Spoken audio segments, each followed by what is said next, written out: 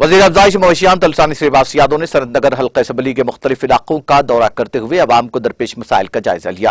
اس دوران ریاستی وزیر نے عوام سے ملاقات کر کے انہیں درپیش مسائل سے واقفیت حاصل کی۔ اس موقع پر خطاب کرتے ہوئے ریاستی وزیر سریواس یادو نے کہا کہ سنت نگر حلقہ ترقی کے اعتبار سے مثالی ہے۔ انہوں نے کہا کہ جو ترقی 50 سال میں نہیں ہوئی وہ تشکیل تلنگانہ کے بعد صرف 9 سال میں ہوئی۔ انہوں نے کہا کہ اس علاقے سے انتخابات میں کامیاب ہو کر وزیر اعلیٰ اور ریاستی وزیر کے عہدوں پر فائز ہونے والے قائدین نے اس علاقے کے عوامی مسائل کو نظر انداز کر دیا تھا۔